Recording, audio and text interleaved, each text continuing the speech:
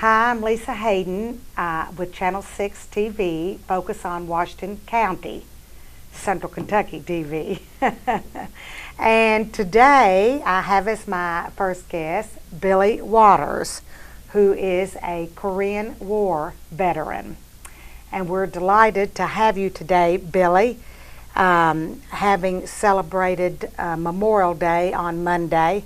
It's only fitting that we have a veteran here. And I just want to, first of all, thank you for your service. Thank you. I'm glad I could. Yeah. Well, it's quite an honor. And I just thought, well, I would love to hear about your service. And of course, you're a Washington County fella, grew up here in Springfield, correct? That's correct. Okay. So tell me about that. You grew up here, and then did you get, you joined the war, or you got drafted? How'd that work? Well, I was 19 years old, and I was getting close to the draft, so I thought, well, I'll join the National Guard. That might put it off for a little while. I joined the National Guard on December the 4th. On December the 23rd, they activated it and put us in active duty, you know. Now, what year was that? 1950. And they, no sooner had you joined the Guard, they activated it. They activated us, right. And we went up here and drilled around the armory for a month or something like that. And then they sent us to Fort Bragg, North Carolina for training. Of course, we're just a bunch of 19-year-old kids. We didn't know anything. And we went down there and were there about 9 months taking our training. Well, when we got down there, of course, it didn't make a difference to me. I was 19. I'd never been anywhere and never seen anything, so it was exciting. So when they got down there, you know, we thought, well, this is great, you know, not real hard at all. But our commander volunteered us for Korean duty. So what? Korea, I'd never been there either. I was ready to go. So we got on the train and went to San Francisco to catch a boat to go overseas. And we got on a boat across the Pacific Ocean in about 19 days. That was kind of boring, but there's nothing to see. But anyhow, we got to Korea, and then they told us where we would go. Didn't know anything about Korea. All I knew was that it was just a country. But now, when we went to Korea, we weren't stationed in South Korea. There was no demarcation line. And we were actually stationed in North Korea. It was a combat zone, and didn't make any difference to me. I'd never been anywhere anyhow. So we were there, I think in a combat zone for about 10 months. My job was carrying artillery shells to the guns up on the front line. We handled each one of those every day. They were 95 pounds apiece. And carry to the gun. But 19 and 20 years old, that didn't mean anything to me. And I'd haul them in the mornings. Of course, I was a truck driver. And then in the afternoons, I'd haul fuel for the tractors and so on like that, and the half tracks. So it kept you pretty well busy, you know, all the time. But didn't pay much attention to it, you know. You'd see every now and then you'd see a truck on fire or something where an artillery shell or a mortar shell had hit it, but didn't pay attention to it. But we were there in 10 months in a combat zone, and we went up every day into a combat zone.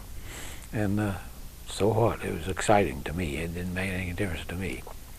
Well, after we'd been there, the 10 months, you know, and then at the time, you know, after you spent so many months in a combat zone, they'd repatriate you and send you back. So in October, they called some of us and said, well, you've got time to use your time up, so it's time to go back. So it was interesting to see all that and do. There was nothing to see. There was nothing there. There wasn't a building. Most of them were just shacks, and you know, they weren't over 1 story tall. But where I was, there were no shacks or anything. It wasn't anybody, no people, you know, other than the North and the South Koreans. But it was interesting to me just to take part in it, you know. I enjoyed it very much. I'm sure I was in harm's way every now and then, but now not to the point that it made any difference to me. 19, you don't care. 20, you don't care. You know, it doesn't bother you. But I enjoyed it very much, and I met a lot of nice guys. And after we got back home, 25 years after we got back, we had one man in our outfit, Billy Mays, who decided to try to get us all together. So he got a hold of them. He was working at the post office, and he got hold of these people and found out where they lived. And he got in contact with each and every one of them, you know, and tried to get together for a reunion. And we did pretty good. We'd had, I think we had maybe every 2 years we had one. We still have them now. So it's been exciting to me. I enjoyed every bit of it. Well, now, did any other Springfield fellows go with you? Yes. Was your brother in the same unit? Right, he was. Darney? Uh-huh. Okay. We had about, well, most of them, they were from Marion and Washington County. And we had probably about 60 people in the unit. That wasn't up to par, but after we got to Fort Bragg, they issued in some other people from Indiana and Ohio and other places, you know, to bring some full strength. And we learned all those guys and became friends with them. And it just made it kind of exciting, you know. I enjoyed it. Mm-hmm.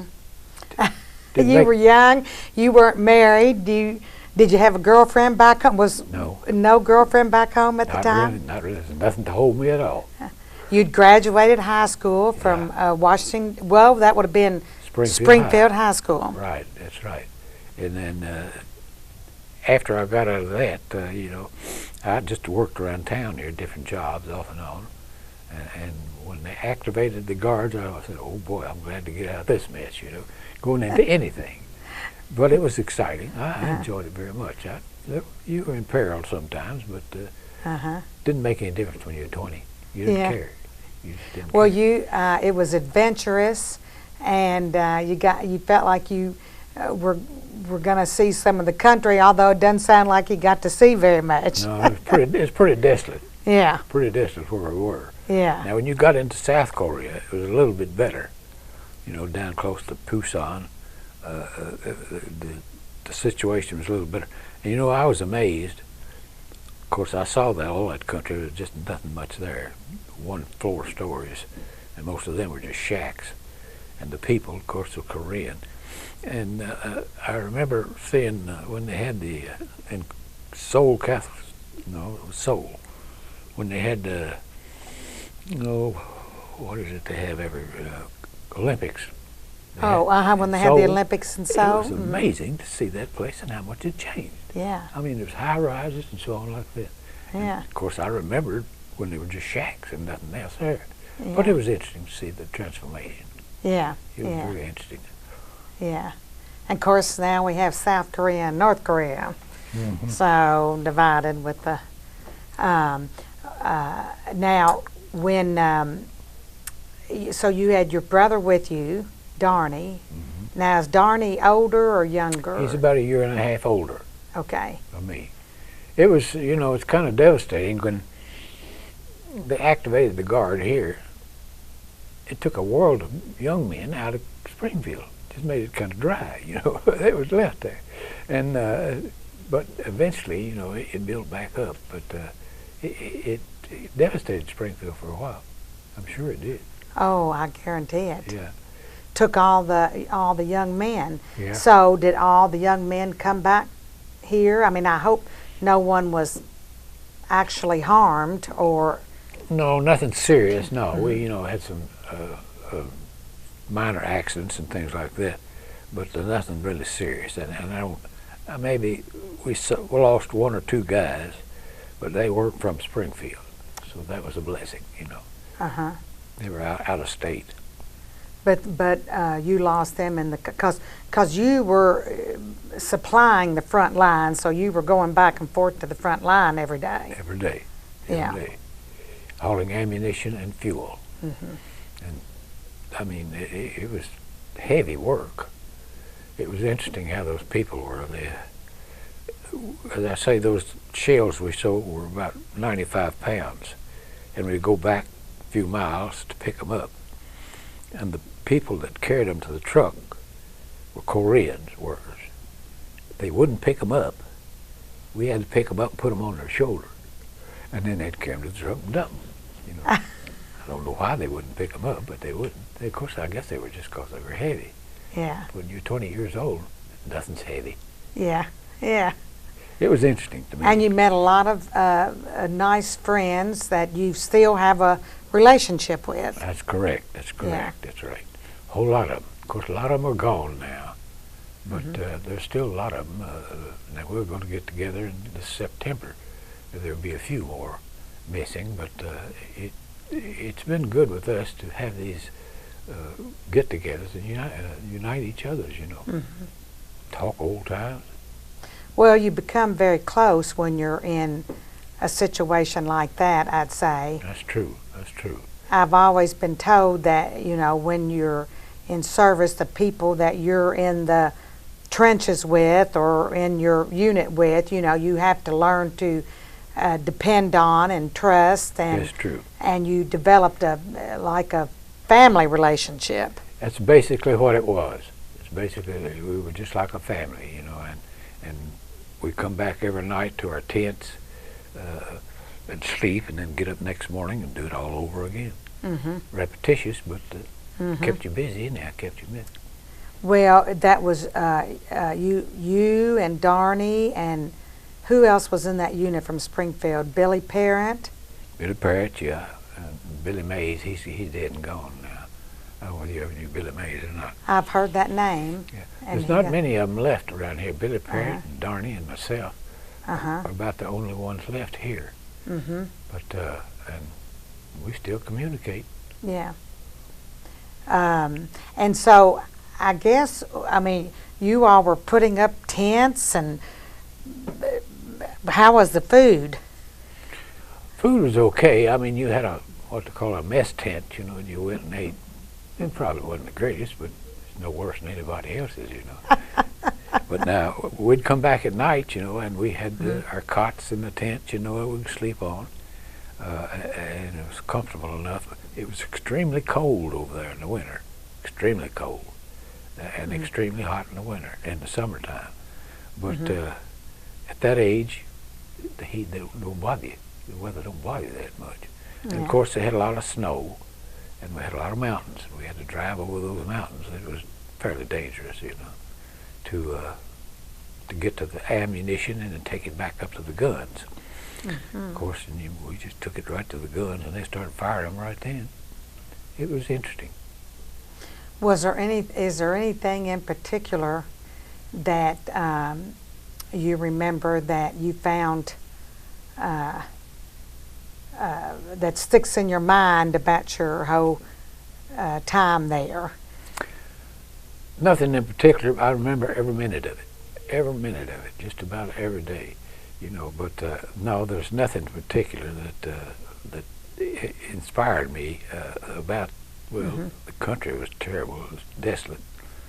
But And the war itself, how did you feel about that? didn't bother me.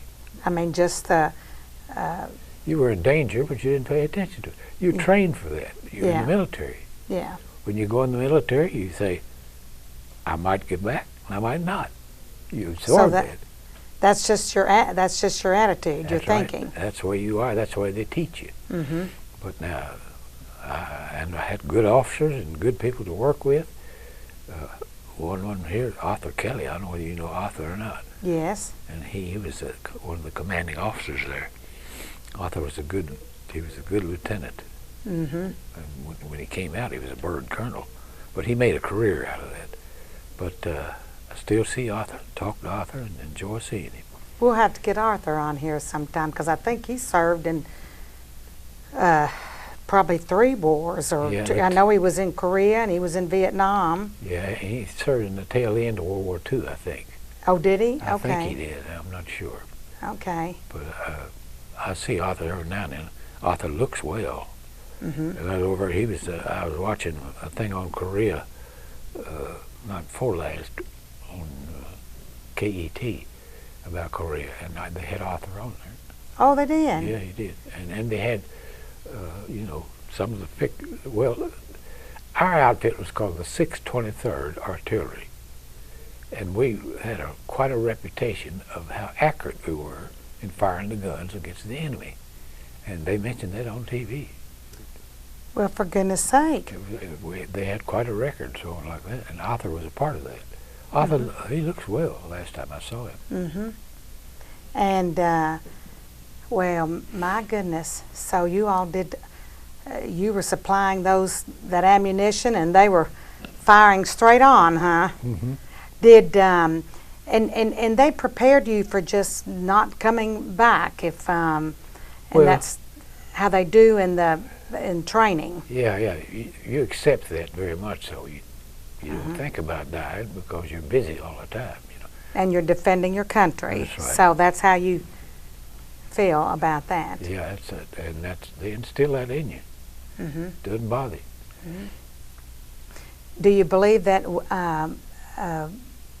we should have the draft again? Not so long as you have a volunteer army. I mean, a lot of times a volunteer army you get better people, but now the draft you take whatever they give you.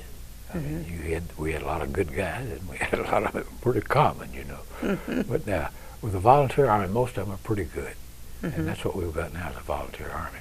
Mm-hmm. I hate to see a draft come because I wouldn't want to impose that on young people. I don't think it'd be. But now I guess they make pretty good money in the army. Then we got $82 a month. I thought that was a lot of money, Uh-huh. But now it didn't make any difference to me. There's nothing to spend it on. All you did was play poker and things like that to get rid of it.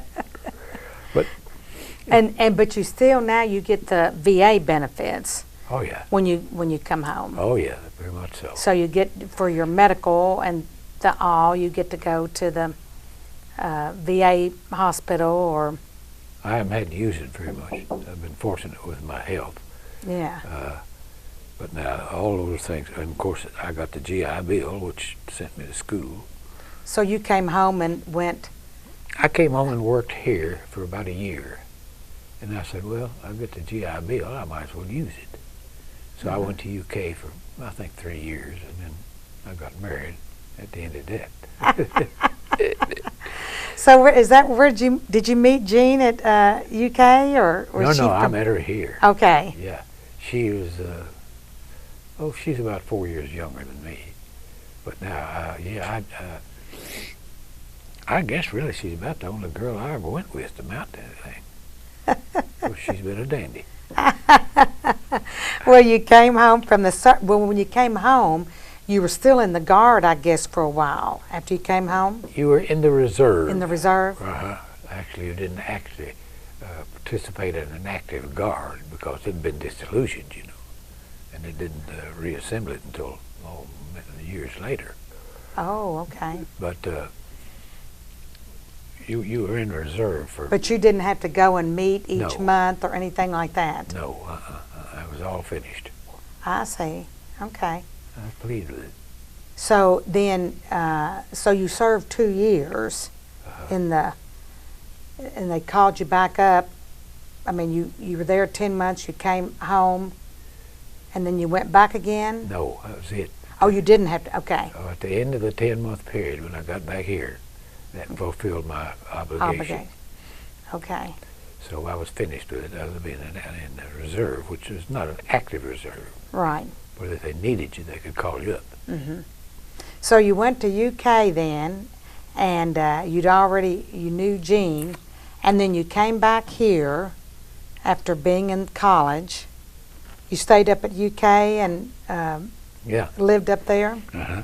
In the dormitories. on the dorm. When I got back then from school, of course I worked 2 or 3 years in some of the businesses here in town, people I knew. And then I opened my own business, an auto parts business, and I was in that for 45 years. Okay. So it was good to me. right down here on Cross Main Street. That's correct. You had the auto Uh-huh. parts store. For 45 years. 45 years. Yeah. And it was called Springfield Auto Parts. That's correct. Right. That's correct. Yes. Been in there. Oh yeah, I'm sure Mike was too many times. Yeah, yeah. And so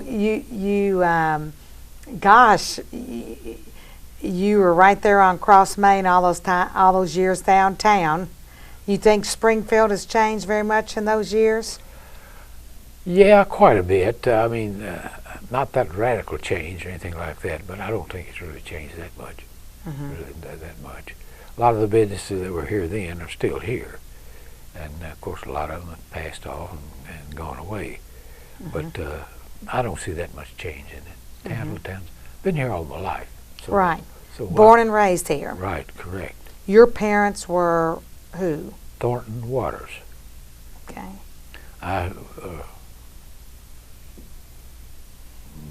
Mr. Will Waters in the bank, he was my uncle. I don't know whether you ever knew him or not. Probably could possibly know.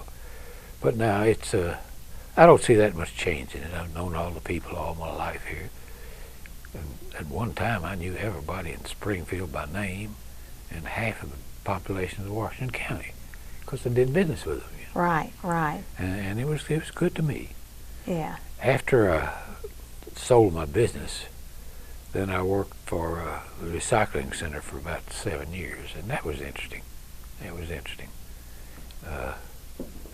Whole new concept, that recycling, isn't Yeah, it? it really was, but it was Yeah. different, but it kept me in contact with the people, Right, right. which is very important. Now you and Jean have children? We have 2 children, a boy and a girl. Mm-hmm. One of them is, both of them live in Illinois. One is, he works for a company called Biomed, which supplies operational instruments for orthopedic surgeons, you know, and he lays them out for them and has them all set up for them. And my daughter teaches at the University of Illinois. Oh, she does? Yeah, she's been there quite a few years. Now, what is she? She's a professor there and Yeah. teaches what? Spanish. Spanish. Uh-huh. Well, good for her. Now, what's her name? Melanie. She's never married. Okay, Melanie Waters. Right. Uh-huh. And then, and they live in, One lives in Mount Vernon, and the other one lives in Champaign, or outside of Champaign. okay. And your son's name? Is Vince. Vince, okay. He's he's been divorced for quite a few years, but they both got good jobs, Uh-huh. so I don't worry about them too much. I don't get to see them enough, but Do they come home some? not that often, yeah, because Uh-huh. it's just too far. It's about a 5-hour drive. Right. But occasionally, you know, we'll go up there. Uh-huh. But it's worked out pretty good. I can't complain. I had a good life. Well, I'm really glad to hear that. I know you've been a staple in this community a long time. A resident and a businessman here, and you have. Were you also on city council at one time? Oh yeah, I've been on city council and Chamber of Commerce. Well, that's what I was Members of thinking. That was years ago, a long time ago, Uh-huh. on the city council. How long were you on the city council? Just one term. One term. Uh-huh. Okay. I was thinking you were. Of course, I know you've been involved in a lot of things in the community. And your wife, Jean, of course, is an artist who is just fantastic, Absolutely. her work. And but I don't get to see you like I did when you were downtown. So Yeah. Well, I don't come down that much now unless it's something like this, you know. yeah, I have no need to. yeah. I'm very happy to stay at home. Well, I want to thank you for being here today, and it's just and for your service to our country, and I'm glad you were able to get back home Me too. and contribute to Springfield and Washington County, and raise your children here, and enjoy life now that you're retired. Yeah. So thanks again Thank you, for Lisa. being here, Billy. Thank you for having me.